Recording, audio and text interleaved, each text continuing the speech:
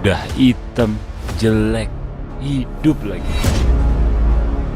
Model kayak lo ini yang ngotor-ngotorin bumi. Apa sekolah ini buta ya? Kok bisa diterima di sekolah ini? Aduh, dia lagi.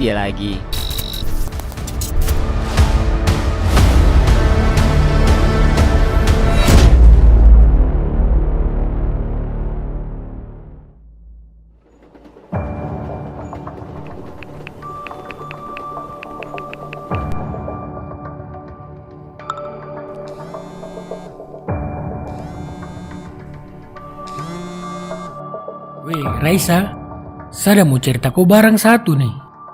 Wah, masa kemarin saya dapat teror tuh. Saya dapat kirim pesan-pesan rasis. Serius, Fred? Masa hari gini masih ada yang suka ngebully gitu? Udah gak zamannya kali. Siapa memang yang ngebully kamu kali ini? Biasa tuh. Dong pakai akun-akun fake. Bordep nomor juga saya terkenal kah? Wah, kali ini gak bisa dibiarin, Fred. Gak boleh kamu terus-terusan jadi bulan-bulanan mereka. Saya takut ya. Nanti saya kenapa-kenapa di sekolah lagi. Gak boleh kamu menjadi lemah terus, Fred. Kamu harus berontak. Lawan mereka yang membuli kamu. Bah, tapi mau bagaimana? Besok aku temenin kamu untuk ketemu Bu Uri ya. Kita ceritakan kejadian yang sering kamu alami ini. Terapa-apa kah? Saya takut Bu Wiri tidak bisa dipercaya lagi. Aku yakin Bu Uri bisa menemukan solusi buat kamu. Biar kamu berhenti mengalami perundungan ini. Oh iya sudah, besok kau tolong temani saya. Pasti, Fred. Tetap semangat.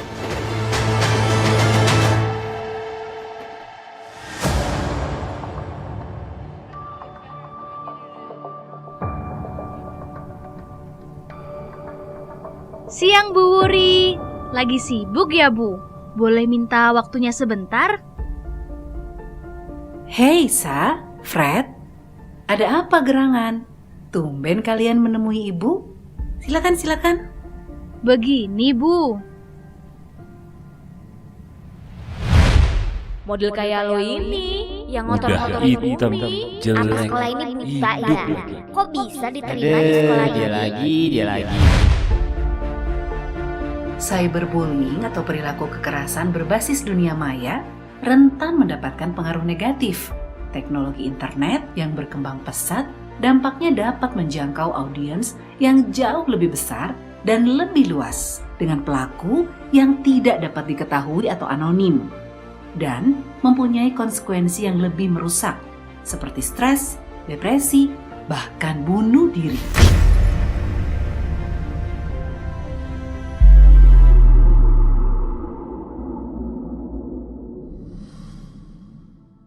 Gimana, Fred? Setelah kita melapor kemarin, ada perubahan nggak? Iyo, Raisa, kemarin yang bully-bully satu, dong sama-sama sudah dapat pengarahan dari bu guru dengan kepala sekolah. Tuh kan, bener yang ku bilang. Kalau ada kejadian seperti ini, sebaiknya kita cepat-cepat lapor biar cepat diambil tindakan sama pihak sekolah. Itu lagi, saya menyesal sekali. Coba dari dulu saya lapor kah? Sudah. Yang penting sekarang kamu bisa kembali ke sekolah dengan aman dan nyaman. Dan mereka yang ngebully kamu pun dapat bimbingan dan arahan yang tepat. Biar tidak terjadi lagi kasus serupa di kemudian hari. Nah, itu yang saya maksud.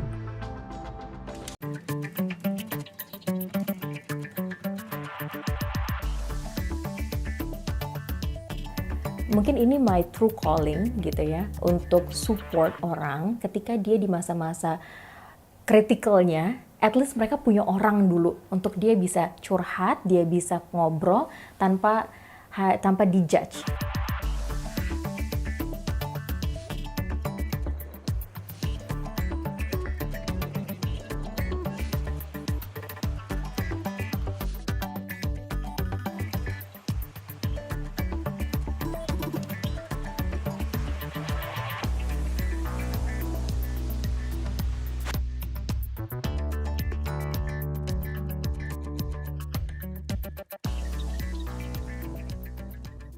Sebenarnya kalau flashback itu agak sakit sih sebenarnya gitu ya. Cuman dulu kalau Agita yang dulu ngelihatnya kayak I really feel disgusted to myself gitu loh. Kebetulan waktu itu aku kerja di company di luar Indonesia gitu kan.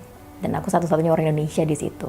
Aku bukan warga negara di situ. Aku cek juga di Indonesia mau mereport kemana, itu aku nggak bisa dapat guideline yang jelas juga.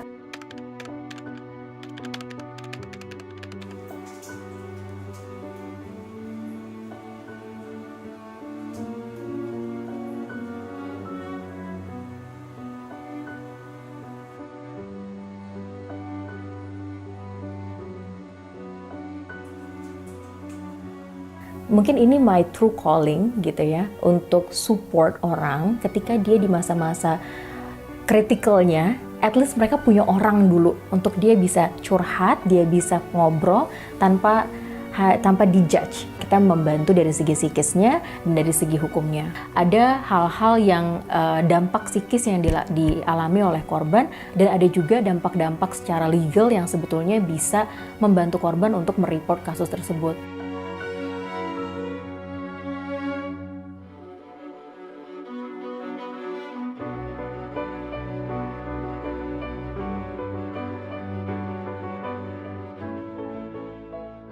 Yang paling utama biasanya terkait keterbukaan, gitu kan, karena secara umum mereka sudah pernah merasakan dikhianati nih, gitu. Jadi akhirnya untuk mereka bisa menceritakan kembali itu perlu waktu yang nggak sebentar. Jadi aku mengalami cyber stalking itu dari tahun 2019. Cuma waktu 2019 itu belum tahu itu tuh sudah masuk ke ranah cyber stalking, karena kan rata-rata orang taunya tuh stalking itu adalah kepo. Tapi yang aku alami itu udah jelas ada kalimat-kalimat berupa ancaman. Jadi kebetulan saya ngelihat di sosial media, dan salah satu foundernya adalah teman baik saya, itu yaitu Bully ID. Jadi saya dapat pengetahuan sebagai korban yang sekiranya bisa melindungi untuk diri saya sendiri dari Bully ID tersebut. Selain itu juga saya dapat konsultasi secara psikologis untuk membantu saya pulih.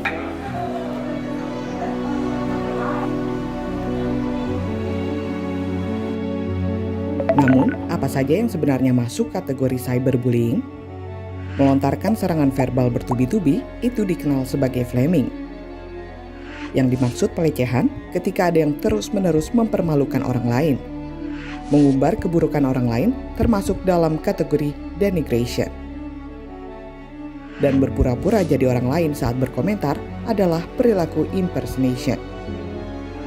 Outing adalah jika menyebarkan rahasia pribadi orang lain seperti foto atau video, sementara trickery melakukan tipu daya untuk mendapatkan rahasia itu. Exclusion mencakup perundungan siber yang mengucilkan orang lain dari aktivitas online. Terakhir, cyberstalking. Ini terjadi jika ada pesan intimidatif yang terus-menerus dikirim lewat media sosial. Basically kalau misalkan teman-teman ada yang menjadi korban dari cyberbullying, ada 5 yang pertama yang bisa kita lakukan. Jadi yang pertama adalah jangan dibalas. Yang kedua adalah mengambil screenshot. Yang ketiga, report, block ataupun di-restrict.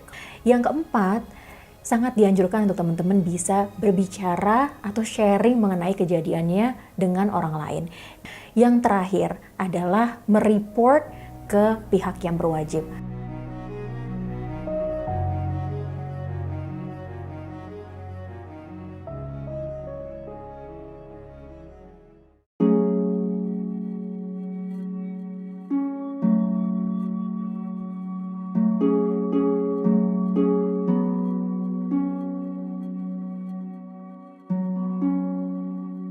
Gue maksudnya dari kecil gue yang tipe orang yang sebenarnya bisa dibully, tapi gue bisa menghindari itu dan akhirnya gue nggak dibully gitu. Pernah, karena kan kondisi fisik gue berbeda nih, jadi kayak semua orang tuh dulu berlomba-lomba membuli gue, ya enggak sih, kayak maksudnya beberapa orang tuh kayak adalah celaan-celaan, either bercanda atau either emang beneran bermaksud atau ya emang kurang pinter aja sih dalam bertutur kata, jadi kayak nyakitin tapi dia juga nggak ngerti, ya macem-macem lah gitu. Pernah.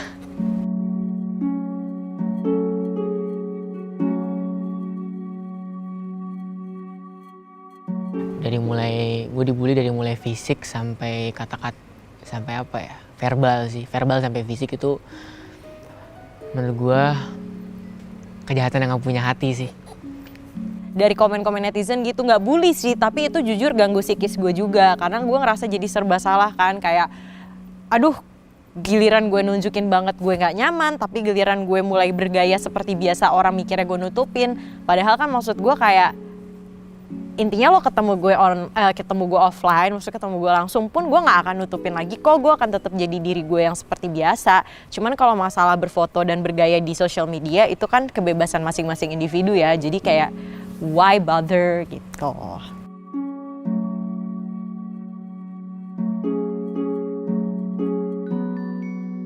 Benar banget lah, karena kan gini ya, sekarang kita menghabiskan waktu kita hidup itu mungkin banyak bersinggungan dengan cyber gitu, dengan digital.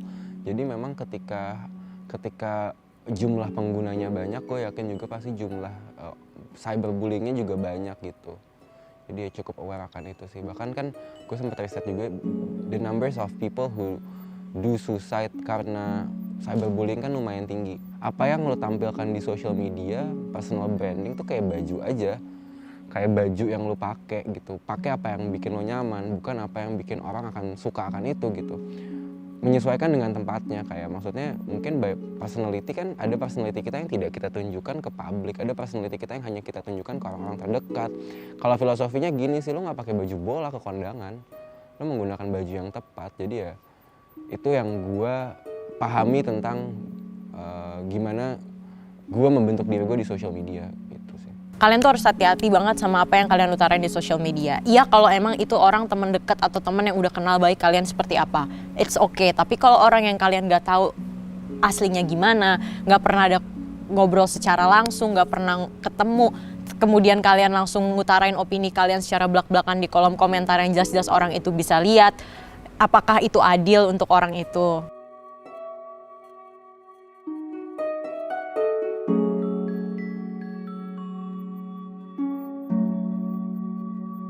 Ya, semoga kita bisa lebih berhati-hati aja sih. Ada keinginan ya wajar, tapi lebih berhati-hati ketika mengimplementasikannya, maksudnya beneran melakukannya tuh kita harus lebih berhati-hati. Kalau bisa memberi kritik ya kritik membangun, jangan kritik yang terlalu menyudutkan. Ya itu sih aksi atau dampak yang kita kasih ke orang itu, kata-kata jahat, kata-kata mungkin cyberbullying juga, kata-kata jahat itu tuh kayak cuman keluar.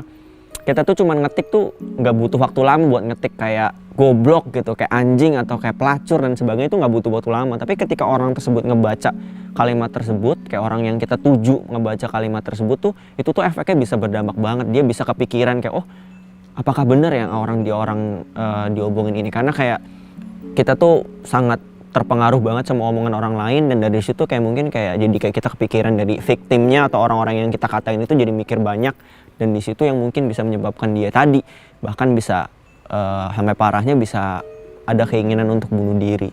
Jadi ya pikirin lagi sih kalau misalkan melakukan aksi-aksi sesuatu supaya tidak merugikan orang lain dan juga diri sendiri. Semua orang bebas untuk menjadi apapun yang mereka mau, dan bukan hak kita untuk menghakimi mereka selama tidak merugikan kita ataupun orang lain.